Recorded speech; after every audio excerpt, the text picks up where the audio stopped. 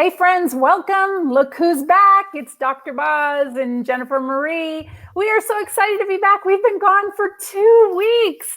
Dr. Boz, I've missed you. I haven't talked to you in a while. What's going on? Yes, it has been busy for both of us. And I will tell you, I am thankful that I've been sleeping in my bed for the last 3 nights. And out of the last 14 days, there were only 5 nights where I was home. Oh So my gosh. I feel like just kind of keeping all the balls in the air and knowing that some obstacles and some opportunities both came in the last 2 weeks for me. And it's been amazing. It's been a great 2 weeks, but boy, it does. I have 4 teenagers at home, 3 sons and a foreign exchange student. And when you leave 4 teenagers with Grandma Rose, there could be a funeral by the time you get home. Oh my gosh. Oh my gosh. A lot. Well, Angela Earnhardt, Gloria Gross, they say we've missed you both. Oh, we feel so loved. It feels good. It is like, Yeah. I'll tell you, I'll give you a little update on my life and then we can get some updates on yours. That I went to the Metabolic Health Summit, and again, I just look back and remember how powerful it was when I went there 2 years ago and heard from the people who speak my language. Like, tell me about mitochondrial processing. Tell me about a Krebs cycle. Teach me why this works. Yes. And there were several things that were unanswered. Like, I couldn't get the answers then, but I was so hungry for evidence-based information that I left there 2 years ago saying, oh, if I can understand half of what I just learned, I'm going to be golden. It was a year later that I pushed publish on that book. In fact, that anniversary comes about this next week or so that I said, okay, just push publish. And so to go back this past week to the Metabolic Health Summit and listen to some of the same lectures, but what's happened since the last time I spoke to them? Where has the research led them? How much more do they now understand about what happens inside of mitochondria? And when you shift that body to a ketone-fueled system, why do I get so many benefits for my patients? What is it? And I'll tell you, I geeked out. I totally geeked out. I sat in the front row. I listened intensely. I felt like I was in medical school. Like, oh, I just didn't realize how hungry I was for all this information. I bet. Because some of the conferences are very social. Like, I think the other one that I went to this past year was Keto Fest, which is a very relational and cooking and community conference. This is almost the opposite, where it is very sciencey, and if you don't really enjoy that, I can see how it wouldn't have been rewarding. But to me, it was like a nice warm bath for 4 days of, I just wanted to sit in the front row. And my husband's like, we're at a place where it's not 30 below zero. Yeah. Can we go to the beach? And I'm like, can we do it after the lecture? He didn't want to be there. Yeah, well, he was a trooper, but honestly, he'd heard several of these lectures too, and you cannot be around me without me hearing. I practice teaching, and he's my, favorite go-to saying, "Did it make sense? Did you get it?"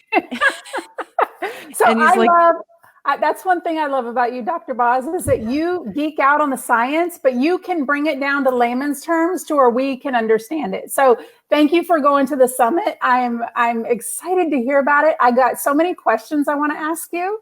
But first, before we dive into that real quick, if you guys don't mind letting us know where you're from, because Dr. Boz and I always are like, oh, they're from there. So let us know where you're from, please.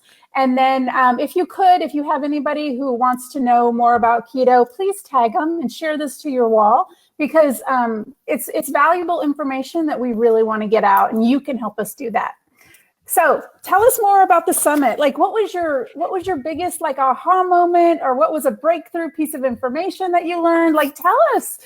So that was the greatest part. So this time, as opposed to what happened last time, they only had one lecture hall. So I didn't have to choose between the lectures that I would have to see. Last time I assigned my husband to one room and I stayed in one room. He's like, not only are we, at that time it was in Florida, not only are we in Florida, but we're not even in the same room. Yeah. And it's a, windowless closet. It was a lecture hall, but he called it a windowless closet that I'm hanging out in all day watching a slideshow from scientists. I mean, like, this is not my idea of a romance. I'm like, I really loved it. In all fairness, he learned a lot of things too at that first one, but this past one, they divided it up into some of the best, so they started out with mental health and the mental health process of just hearing. You've heard me talk a couple of times about some psychiatrists who really do put ketogenic diet in front of the ADHD medications, in front of Prozac, Paxil, Zoloft, Celexa, and to watch them live, to watch them in the moment, share, here's my strategy for addressing patients, and then go through some of that metabolism inside, why that brain is able to further enhance and repair, and then a couple of studies that have said, here are some responses for what happened with those people on Prozac versus people on a ketogenic diet. And I didn't even know those studies were out. They're small studies, but the fact that it's been studied and registered and in a peer-reviewed journal, it gives me that higher confidence when I have a friend who comes to me at school saying, I know you do this keto thing and I'm trying to get my son off of their ADHD medication. Do you think it's safe? And I've got lots of anecdotal information, but as a physician, as a scientist, I really need that platform that says, this is a powerful shift in how your brain uses fuel. And not just, Prozac was never meant to be taken for 40 years. It was meant to bridge patients out of the ditch of a very low chemistry set in their brain up to one that's much more robust. And I think many people in our generation either were never told that or forgot or just said, I've been on Prozac for 20 years. I've been on Celexa for 10 years. And you're like, oh my goodness, how did we not get you better enough to get off of that? Yeah. So, I mean, there were several, that version of the morning was that section of lectures. There was also actually somebody who specifically dedicated his section to the science behind autism and metabolic health. And I'll tell you, I have had so many people come to me and ask me about autism. And as much as I learn about it, and I get patients at puberty and older, so this is really a pediatrics, Have you watched that documentary, The Magic Pill, yet? Yes. Oh my gosh. Yeah, that's amazing. I do watch parties for that. I've watched it 4 times already. Oh, well, this guy had some great literature on, here's what we know about an autistic brain. Here's what the mitochondria look like inside their astrocytes, or the brain cells that are really affected by autism. And here is why we think this ketogenic diet is just kicking the crap out of every other strategy that we have for a brain that can't process correctly. It was so powerful because, there's something about watching that video, or having a mom come to them saying, you know what, I've really struggled. I did this with my son. He's doing better. And at which point you're like, encourage her, obviously take in that you're doing better, but you really want some evidence base behind that. And it just felt so comforting for him to review those studies and to show me, here is where the science is leading. He's not a specialist for pediatrics either. His specialty was it was neuroscience, neurohealth. I think it was Alzheimer's was his major. Maybe it was Alzheimer's or Parkinson's was his lead problem he studied. So to get up on stage as somebody who doesn't take care of autism generally, but has researched it and was presenting that scientific data, I just was so thankful he did that, because it was a hunger in the room. The whole room was packed when he was there delivering that information. Now, who was he? What's his his name? His last name is Zhang, Jong. And he, man, I could have watched that lecture 50 times. It was so, it just satisfied so much of what I needed to hear in relation to autistic symptoms, and why I have so many patients or people reach out to me saying, here's what's happening, here's what I'm doing. So that brain health one was, I'll use that in stark contrast to what So I said I had some opportunities and I had some obstacles in the last couple of weeks. So Yeah. I get home from Metabolic Health, and again, there was that vortex of awful weather that there wasn't a flight out of the state of South Dakota until the Oh, conference was no. almost over. And Oh, so we had to drive to Omaha, got up like 1 a.m, drive to Omaha, get out of the vortex of cold to catch the flight to go to the conference. So on the way home, my husband flew to Omaha. I flew back to Sioux Falls and, started Monday morning with the regular list of life. Well, I got a very special phone call Monday morning to come do a training in Des Moines, Iowa, with a focus on military and just counter drug education for officers and military people. And the guy who usually leads it is the teacher at one of the medical schools in Missouri for the neuroscience, the brain health, and the anatomy that happens during drug addiction. And again, I'm a brain geek. I love, that's how I got to the ketogenic diet, was studying brains. So they said, he's fallen ill. Can you come give this lecture? Oh. And so I had to get in the car by Tuesday morning to get to where I needed to go to. Anyway, so that's how I wasn't sleeping in my own bed. But what was amazing to me was I got to review another set of data that is exactly why I'm so cautious about the ketogenic diet. I don't want to overpromise what I'm seeing on the front lines until there's studies behind it, right? Yeah, yeah. So here I was at this other conference, and I'm given the neuroscience, and I'm doing my best to fill in for this guy. But what the other team was doing, which, there was some of their lecture given, some of my lecture, so I got to watch their lecture, was the data coming out of Colorado on what has happened to the brains of their population since they've legalized marijuana. Oh, and that data, it was so, and to take the metabolic health repair that I had just learned the week before at this other conference, knowing that a ketone and how it can improve and how it can repair and what the brain scans were showing. And again, do you know the number of people that have come to me saying, my son has autism, do you think I should give him marijuana? Oh, wow. And I'm like, I wouldn't do that experiment on your kid. Well, I gave it to him once and his anxiety got better. I'm like, I wouldn't do that. The animal models do not suggest that this is a good thing long term. But here's this mom desperate for help. And in one breath, she's asking about a ketogenic diet. And in the other breath, they're asking about CBD oil and whether or not there's evidence. And I'm like, there isn't evidence. In fact, it's not healthy the longer they took it. The anxieties got worse. The paranoias got worse. And so here I was sitting in this lecture by happenstance, but 1 week after I heard the updates on how much that brain improved with a ketogenic diet, with improvement in their repair process and the function of their mitochondria. And then to have that exact same audience of people saying, what did it do for an autistic brain? What did it do for the child developing brain? And to look at the destruction that they are having come out of the Colorado, almost the experiment in Colorado being the first one to legalize marijuana. And then how their brains were not healthier. They were not better. Oh, wow. So the results are not good then from everything happening in Colorado. Oh, that's interesting. Wow. So, it's kind of scary too. It is. And two of the studies that they were reporting have not been published yet. They are coming out in, they're scheduled to publish this spring.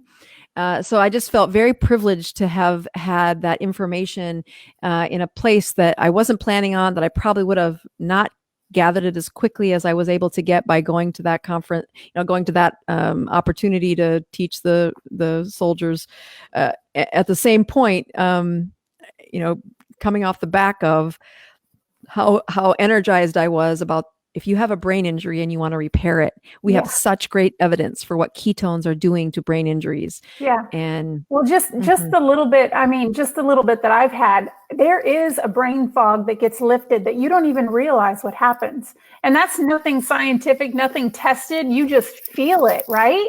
Yes. So, and when you hear that, it's the same problem with an anecdotal science, though, is you get that answer of what happens with CBD oil, and they say, hey, it helped my anxiety. It must be improving me. And then you're like, well, I can't tell you the answer. There's just not any studies on that. And to watch what the difference was, two people on the front lines or two audiences saying, hey, doc, I feel better. Can I have your endorsement that what I'm doing isn't hurting me? Yeah. And to have such a striking difference between how much positive data was coming out on a ketogenic diet for brain health. Yeah. And then to watch to say that is not the same results we're getting when it looks at medical marijuana, that it looks at CBD oil, and I wasn't planning on that. So where are these studies going to be published? So now you're making me want to go watch for them. Are these going to be like in PubMed, or where do I have to watch for them? One of them is the Journal of American Medical Association, JAMA, known as one of the top journals. Okay. And the other ones, there was a lot on there was one in Cell Biology, I think was the other place that it was looking at just how the fast or slow the brain was repairing after the use. The other part of that story, which I don't ever get exposure to, is the legal, your husband's a cop, front lines of what happens when people when their brains aren't working well. I mean, these were other cops that I was training, and military front lines for doing, finding drug dealers and finding drugs that are in our communities. And they were able to give their own testimonies for what they've seen in Colorado, those officers that have been working there. That's interesting. That's interesting. My husband is certified mental health officer and MHO also. So certain mental cases, he also has to go. So there's stories. There's so many stories. We have powerful. We need such help in the mental state of so many people. It's a crisis for sure. Yeah, I came home and I took those 4 teenagers and this morning I sat down and we watched one of the YouTube videos that I was exposed to while there. It's actually not YouTube, it's a Vimeo, but it's called Chronic State. And if you haven't watched it, I would tell all of your audience to just say, if you have teenagers and you need to figure out how to speak to them about, what do the risks do? How is this playing forward? Going to that chronic state and watching it with your teenager, I highly recommend it. And then buy some ketones or find a way to get them on a ketogenic diet. Well, luckily I'm already there. My whole family is on a ketogenic diet. We're trudging along. So that's a big deal. That's pretty interesting. So go ahead. Oh, no. I was just going to say, it sounds like a really, really good conference.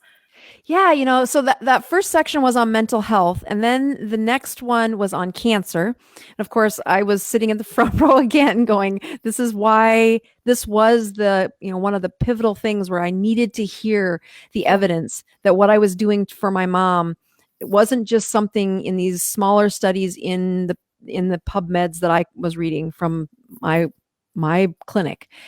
So here it was 2 years later, and looking at the updates of how much we've learned about the metabolism inside a cell that has cancer, the flexibility of our cells, and how much we can stress them to separate the ill cells from the healthy cells, and why a ketogenic state does that so gracefully, sorting the broken cells from the non-broken cells. And it was just a powerful delivery for me to say, what you're telling people is solid evidence-based medicine. You may feel like the Lone Ranger out there saying it, but when you can go to a conference like that and be encouraged and be supported with the evidence, it just makes it much easier for me to put one foot in front of the other, saying, here, we're going in the right direction. Yeah, for sure. I also want to mention to the audience, if anybody has joined in new and has not watched Dr. Boz and I, she wrote a book called Any Way You Can. It's a story about how she led her mom through a journey of cancer. And the best part is that she breaks down what she did. She tells the story of Grandma Rose, but she also gives the science behind the ketogenic diet and why she did what she did. So it is a story about her mom, but it will also help you. And Dr. Boz, I didn't tell you, but I bought 20 copies of the book, and I'm going to host a giveaway on my site. I know. I didn't tell you. I've already bought 20 copies, and the giveaway is not live yet because those take a lot of work to put together. but I did buy the book. I should mention this too. I have a link called Switch to Keto. If you are interested in starting keto, I have put together this neat little cheat sheet. You probably can't even read it. It's called the Quick Start Reference Sheet. It took me a long time to put this together. It is meal plans, recipes, keto flu, restaurants, eating on the go, intermittent fasting information, favorite products, ketone options, social links, discount codes for some of the best products. So this little sheet, I want it. I know. Well, it's really good. If you go to switchtoketo.com, this is my personal email list. I don't spam you. I just send you meal plans every week, but you can type in your email address to switchtoketo.com. My website is Low Carb Inspirations, and that's where I host all of my recipes. But if you put your email address into that, I will send you this. It's automatic to send you. Once you put in the email, you confirm it, it sends you that download. So it's a one-page PDF that you can download, and it's just to help people. But once you're on the list, I will send an email next week of when the giveaway is live. So 20 lucky readers are going to get a copy of your book. And I just, wow. Yeah. First of all, thank you. That is such a gift. Wow.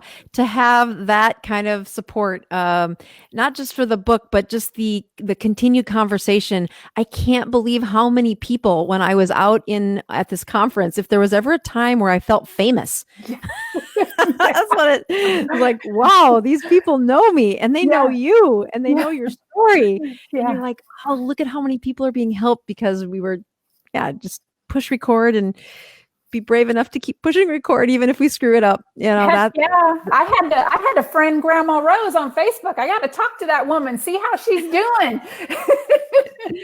The other part, one of the things that was at this conference is they reviewed the literature on hyperbaric oxygen in addition to keto with cancer.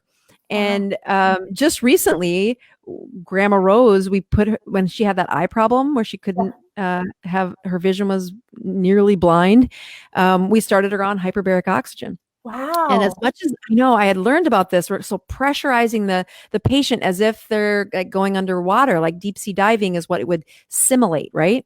And as much as that's been done for thousands of years, it's in conjunction with a ketogenic state that really does put this additional stress on these cancer cells, where if they're flexible, healthy cells, they live.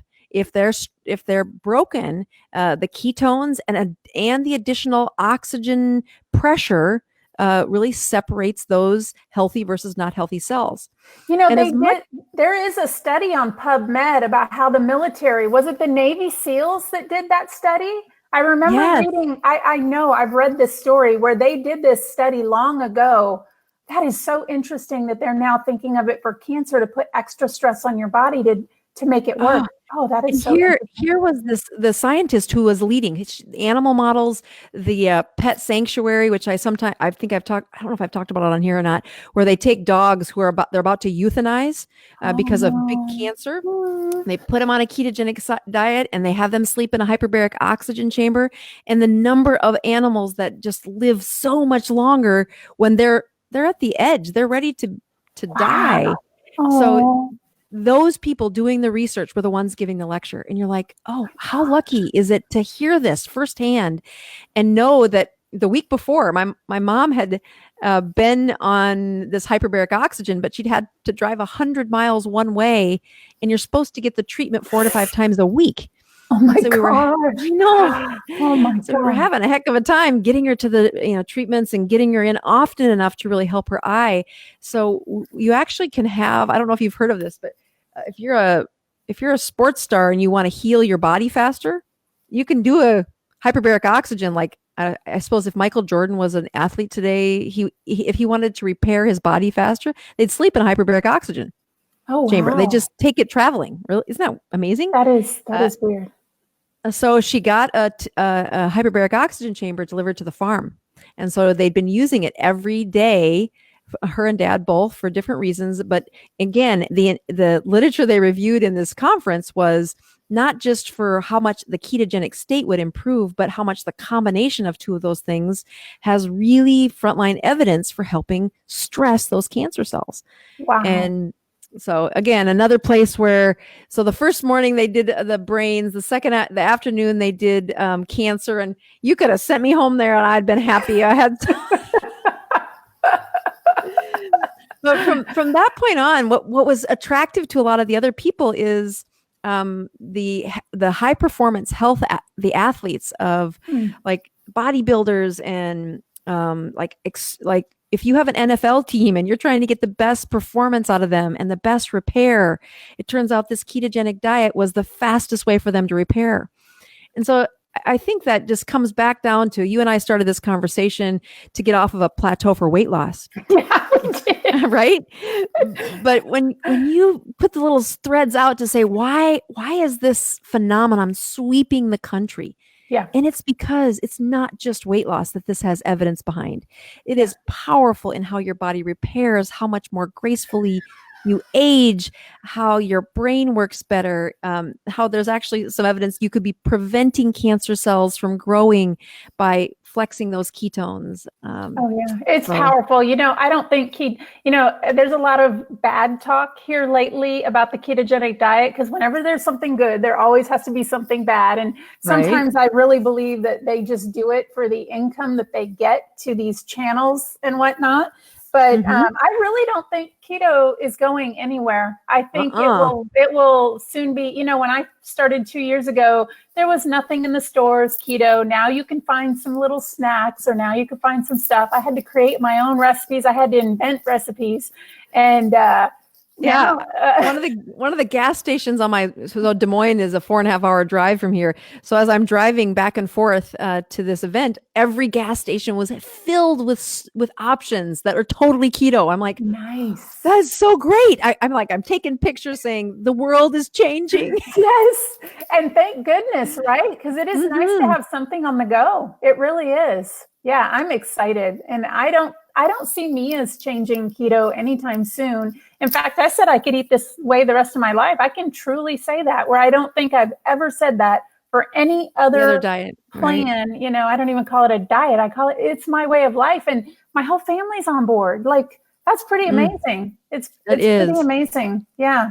Nice. So let's talk about you. How you've had some travels too. How have you been? Yeah. So traveling and keto, you're not sleeping in the right spot. Your hours are up. I went to a conference myself with a whole bunch of colleagues, I guess you could call them, and your brain just goes 150 miles an hour. You're not used to doing that. But surprisingly enough, I was doing a lot of fasting when I was traveling. I skipped dinners is what I did. And I got my ketones up there pretty high. The problem was when I came back home and had fun with my husband and went out with the family, like that's where it's like, you're not working anymore. So you're not, right? Like I was right.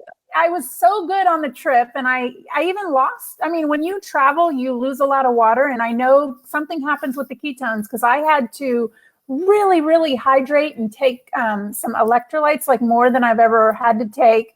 To get those ketone numbers back took me a day and a half after traveling. Yeah. And then, of course, the travel back. And by the time you have travel back, we had fun. The last 3 or 4 nights I've eaten late, which is not like me. So I have not tested. I have not gotten on the scale. I don't want to know right now because, sometimes you just live life and sometimes, living life is a little more important than the scale, but my genes still fit the same. And I don't think if I've gained anything, maybe a pound, but I really don't think so. So.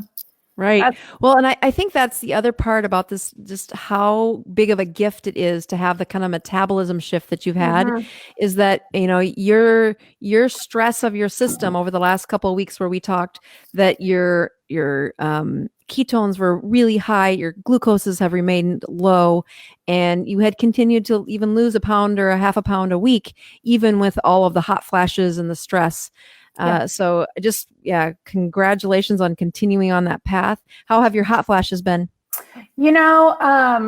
when we first started that, they were intense. Like on a 1 to 10, they were an 11. Oh no. But here lately this week, they've maybe been 5s and 4s. So I can tell it's on the downward swing. And, it's kind of funny because in the group, I run Low Carb Inspirations plus Keto Friendly Recipes Facebook group. And there's a lot of ladies in there that we do a lot of talking. And one of her doctors, I don't even think it was a OBGYN, but her FSH number was off the chart, just like mine was, remember? And I know that her doctor doesn't know too much about keto, but told her to quit keto, told her flat out to quit. I know. And I was like, oh my gosh, because I've been through this twice. Like I started to lose a lot of weight. I know I had hot flashes. You get the hair that you start to lose. Your body's shocked. It's stressed. It's going through this change. You have a little bit of hot flashes. And then I was over the hump and I was fine. But then I stalled out. And then I'm back to like almost like the beginning again because you're firing things up. And, I did notice a little bit of hair loss. I did notice the FSH numbers, the hot flashes, everything again. But I've been through this once already, 2 years on the journey. I know it's just a matter of getting through it. And I really do feel like it'll come back down, like it adjusts. There's something in your body that's adjusting. And I feel it already coming down. I'm on the endward swing. I want it to be done sooner than later, but it's coming down. Yeah. Yep. Well, we talked a couple of times over our brief interactions of you were traveling, I was traveling, and I think you shared a couple of times that you had some really good ratios that had come after one of your intermittent fasting, and I was just like, oh, that's so nice to see. That's so good, because if nothing else, that prime of just knowing that your body can flex into that advanced metabolism that's a tip. 80 and 2.3. Yes. Like that's some serious numbers for me. And that was traveling. So luckily, so big. But you know what? It goes to show that when you really keep your mind busy, I wasn't hungry. I was busy. I was really busy. So if you can really keep your mind busy and really focus on that you're really not that hungry and eat when you are hungry, it's a big deal, man. It's a big deal. Oh, well, congrats. You're doing great. Thanks. All right. Well, we talked earlier about trying to keep this a little shorter. I promised my husband, who said I will be home to help with this, and he just pinged me saying, "Are you coming?" Yes. I'm like, I'm coming. We've got to cut it short today, guys, but we will be back next Sunday for sure. So just a reminder, switch to keto if you want to get a quick start guide. And Dr. Boz, we will see you later. Have a good evening. Have a good evening, everybody. You read. Good to see you again, Jennifer. Please subscribe to my channel. And don't forget to click the notification bell so you don't miss out on any new videos. Stay tuned.